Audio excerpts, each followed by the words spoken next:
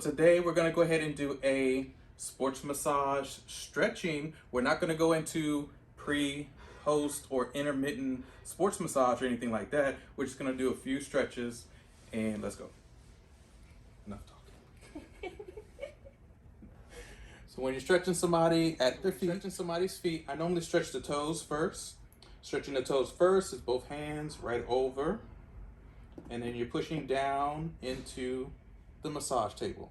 It may feel like you're breaking that person's foot, but people's feet can bend a lot farther than you think. And you just check in with your client and let them know how this feels. So Sophia, how does this feel? Is it too much? No. Okay. Further. Wow, so see, she's like a ballerina.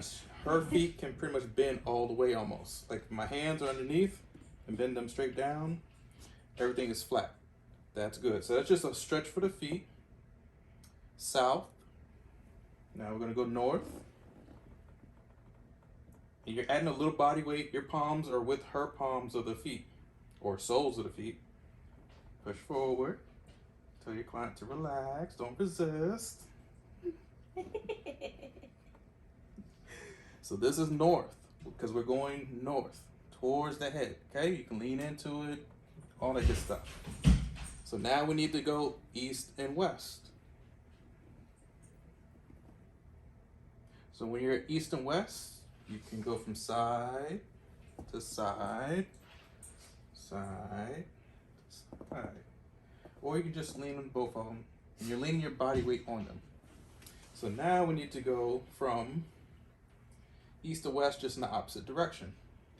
Or opposite feet. Your east would actually be west, your west would be east. Push in. Now, ask your client, is that too much pressure? Good.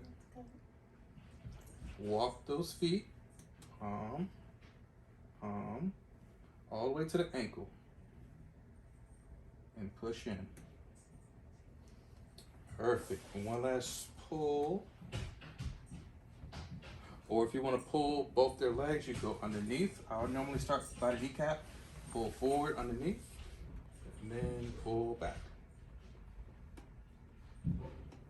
Again.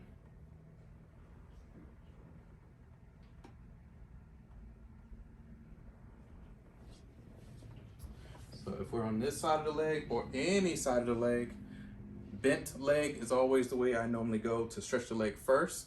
I know a lot of people will go straight this way and stretch out the leg first, but for me, I like to bend the leg here and work the stretching from a lower angle instead of bringing it all the way up, because people can't even stretch that far sometimes, especially males. So from here, it's on the same side or same leg. We're just gonna go right across and get this hip. Hold here, bend over. You're not going all the way, you're just opening up the hips.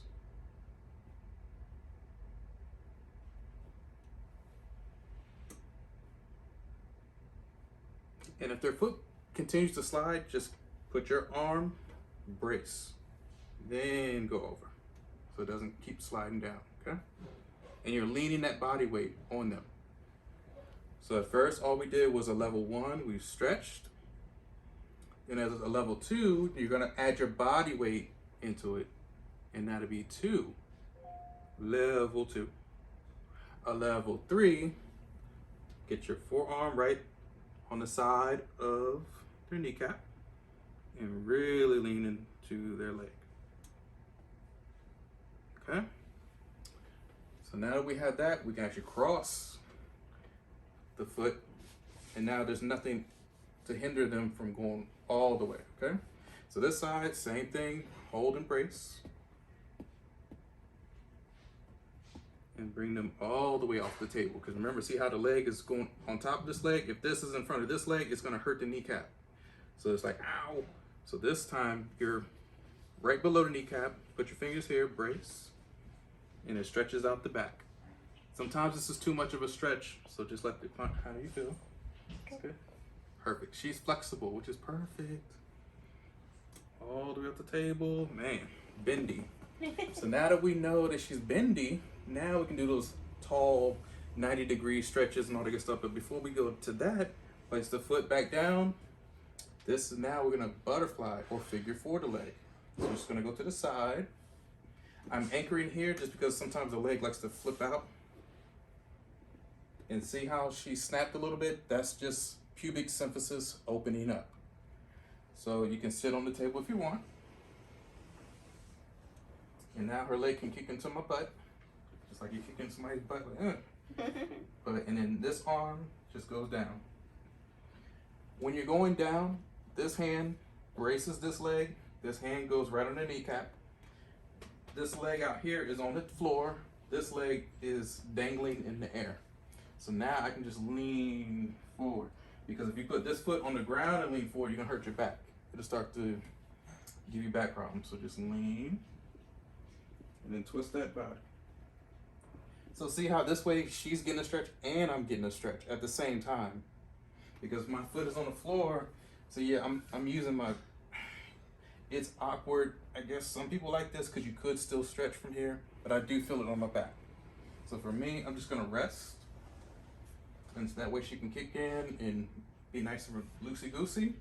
See how she's off the table a little bit? From here, you can press up top if you want to, or you can be at the kneecap or lower leg. But if you're up top, you're gonna push her hips down and then lean forward.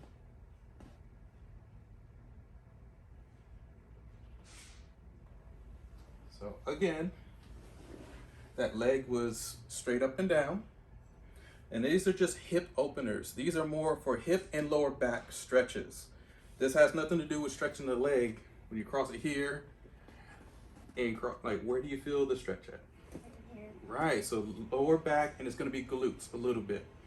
So this leg is fine. Nothing's being stretched here. Maybe the IT band a little bit, but not much. Even if the client's foot is here and we stretch across, it's still gonna be the back side. So that's why I start this way to make sure their hips can even open up first. I don't even try to do 90 degrees and do all the extra stuff because that could hurt somebody's back. If they have a hernia, if they had an operation, disc bulging, all that good stuff, piriformis, sciatica, that's gonna hurt trying to lift somebody's leg all the way up. And if they can't even go this far, I'm like, you have a problem. If you can't lift your leg at least 45 degrees off the table, you need to see a neurologist because you have either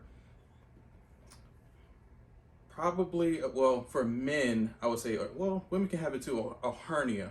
So those herniated discs or a hernia, which would be the lining of your small intestine or large intestine, that's a lot of pain.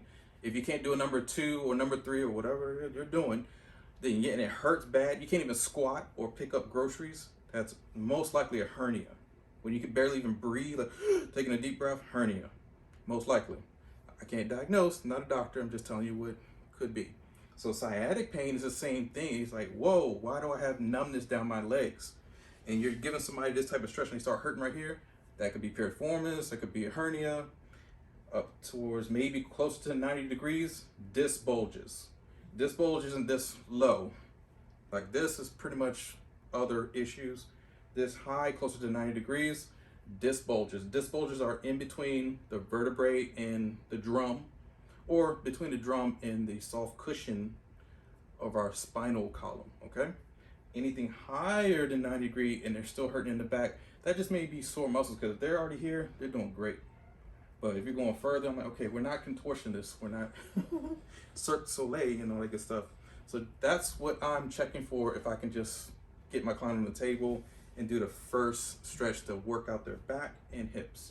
So now that we know that, we take them up to the side, just like a butterfly, sit on the table, and stretch out the hip again, because now the hips here are gonna open up.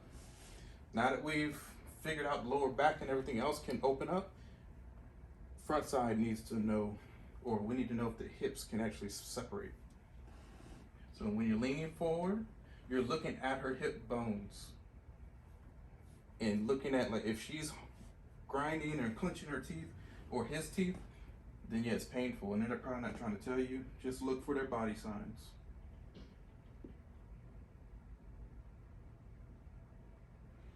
So now that you know that her hips can open up either way, you now can go into your 90 degree.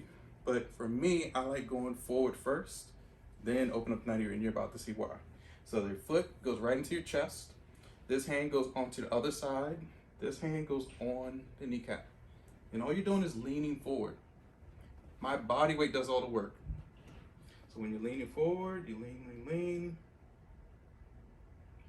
I'm pretty much just counting to 10, 1001, 1002, 1003. Sing it with me. 1004, 1005, 1006, 1007, 1008, 1010. Perfect. So 1010, we made it, right? So once we know that they can hold that pose for 10 seconds, it's like, oh wow, okay, they can keep going. Now, if you're doing this for like 1001, 1000, ow, and it starts to hurt them, yeah, something's wrong with those flexors on the, or pectineus, could be adductor muscles, and maybe a little bit of back muscle as well, about the spasm or hurt. So make sure that they can even do the 1001 to 1010. And so that foot goes right into that shoulder. Doesn't really matter what shoulder. This one just feels awkward to me a little bit. It's, I don't know. This one fits right into the hook or my pec minor hand. And then lean forward. I'm only leaning towards you to show you this what it would look like. But in reality, hand here, just going forward.